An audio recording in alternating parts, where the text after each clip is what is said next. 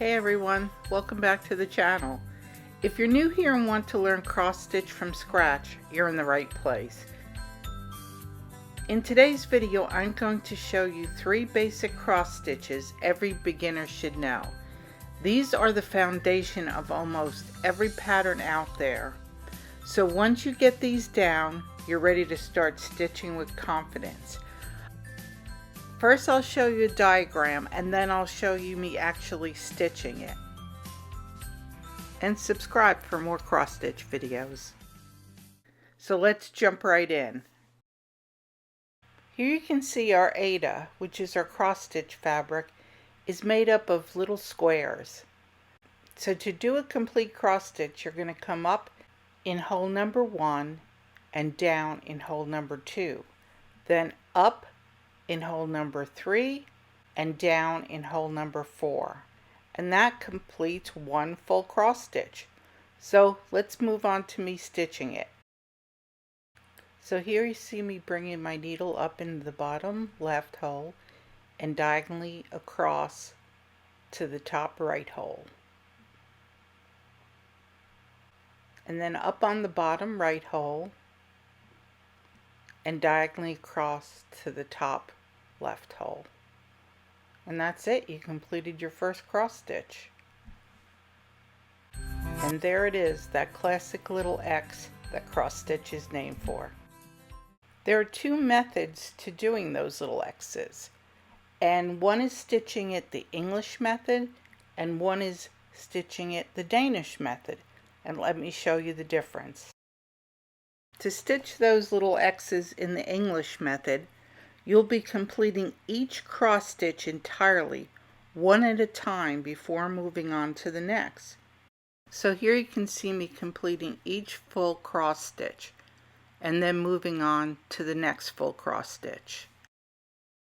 Now I'll show you the Danish method. You create a bottom row of half stitches one way, as you can see me doing here. I'll create 4 for you.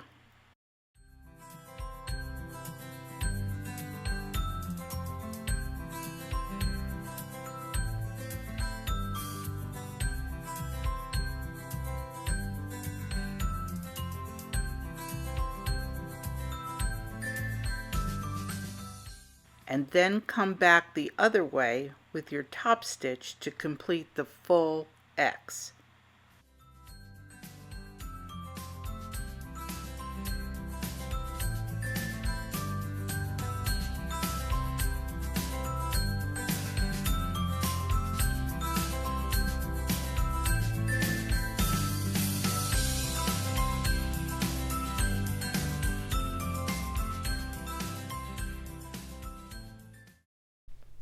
Alright, so here I'm going to show you how you would do both methods on one pattern. With big blocks of color, you can do the Danish method because it's a little bit quicker, but not that much. So if you want to do all full cross stitches before moving on to the next, which is the English method, you can do that too. But here, if you were going to use both, there is one contrasting color here for the doorknob. And that I would do the full method. Then I would go on and do Danish method with the other color because it's big blocks of color. And then I would come back to complete it all the way down. And here on the face, I would do Danish method for the big block of color, and then when I got to the eyes, I would do one complete cross stitch and another complete, the English method. The nose, I would do the English method, and when I would get down to the mouth, I would also do the Danish method. I'd start here and jump down to the next block all the way across, jump back up. It's only one block away, so it's not carrying the thread too far. And then I would come back and complete the cross stitch all the way across. So I would do Danish for big blocks of color, and for little colors out on their own, I would do the English method. Another reason why you'd want to use the English method, completing each stitch before you move on to the next, would be if you were using variegated thread. Because there, if you use the Danish method, you would be doing stitches this way and then coming back. But what happens if your color changes? And this way it was all pink, and when you came back it was blue. You're going to get muddy colors.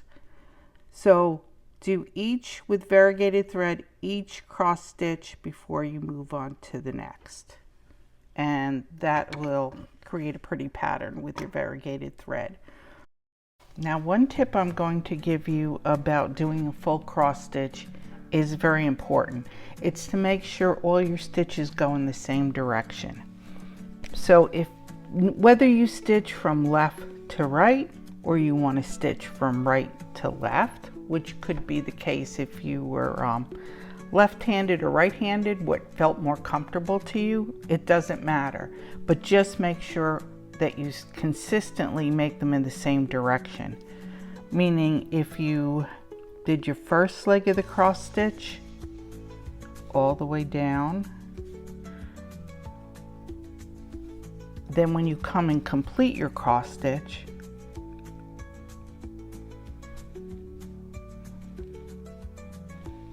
you did them all in the same direction. So your top thread is always going there to the left.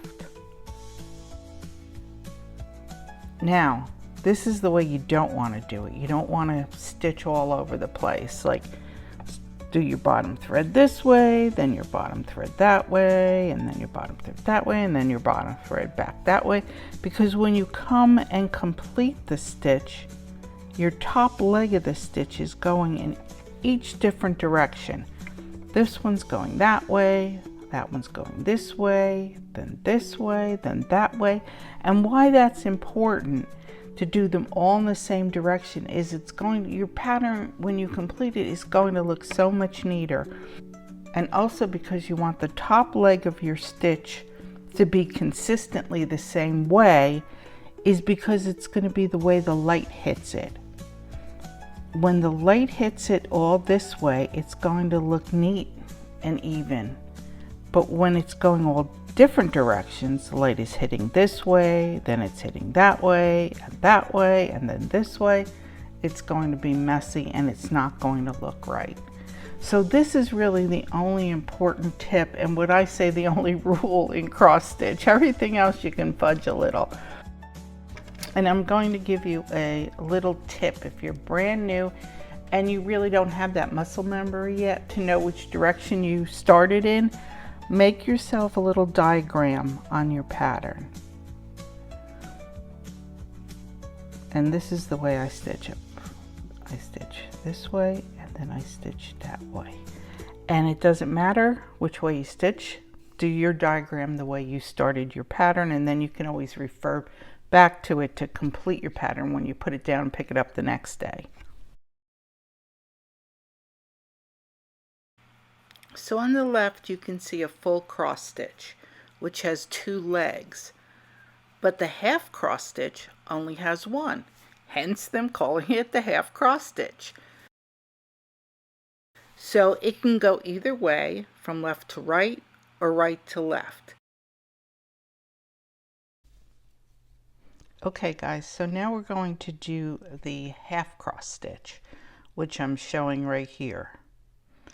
And the half cross stitch can go either from the left to the right or from the right to the left. And how you'll know is you'll look at your pattern.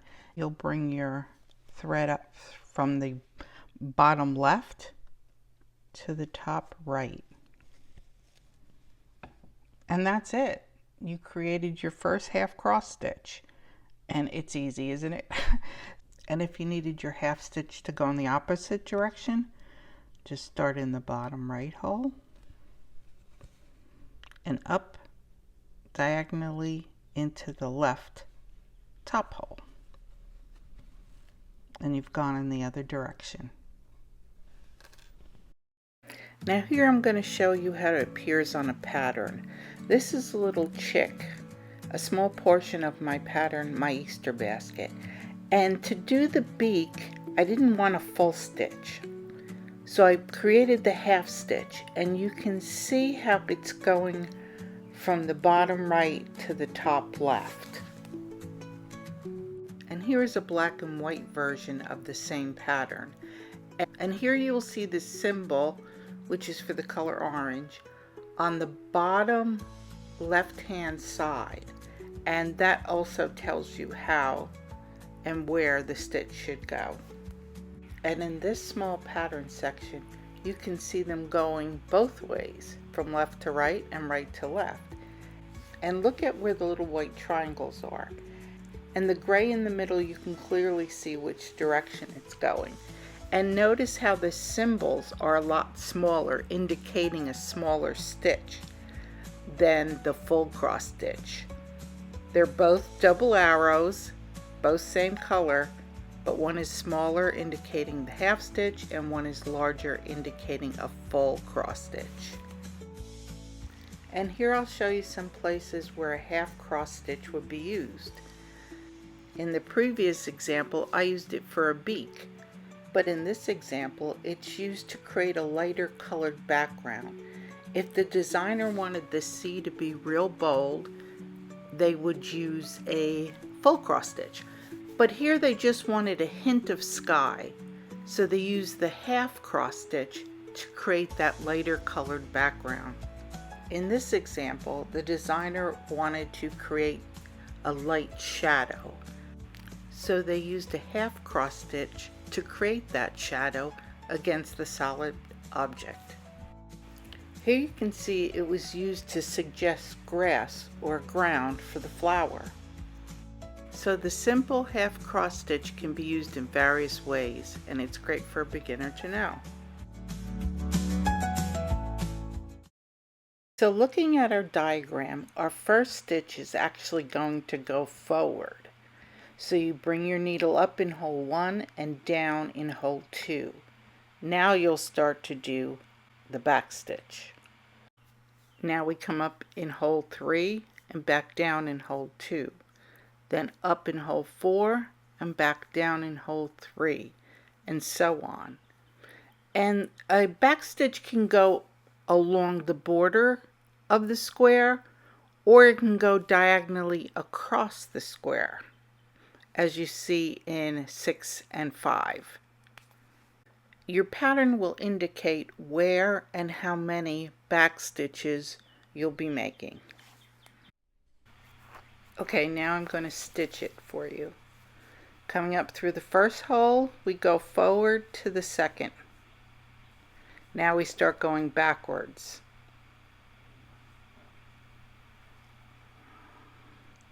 You can see me jumping ahead and then stitching backwards.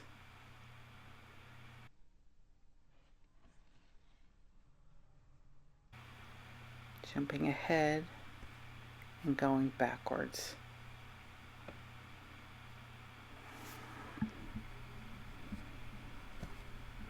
And now I'm going diagonally across the block,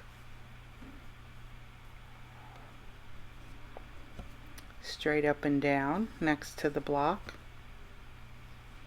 and horizontal again.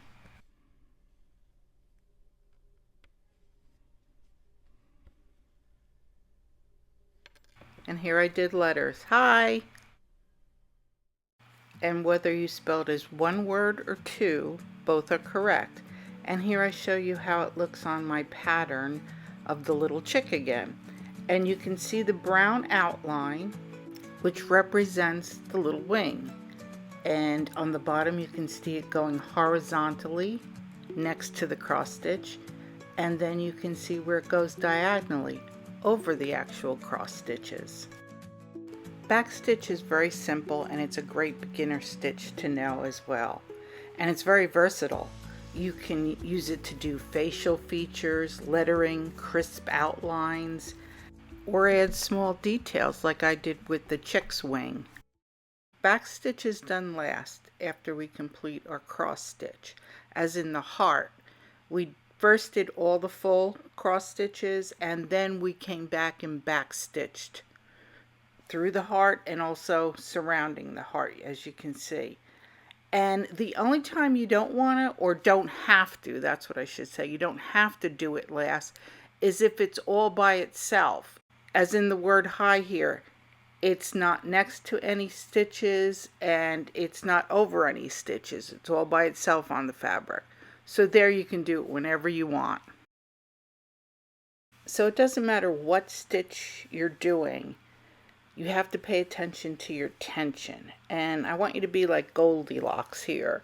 You don't want it too loose, that's going to look messy, and you don't want it too tight. That's going to pull and distort your fabric. So what you want is just right, just like Goldilocks. And this will come with practice. Speaking of practice, after I'm finishing up this video, I'm going to do another stitch with me. You can stitch along and practice these 3 stitches, and I'll link that in the description box. But if I don't get it up by the time you see this video, subscribe to my channel and hit the bell for notifications. That way you'll know when I'm uploading new videos. Thanks for watching, guys. See you next time. Bye-bye.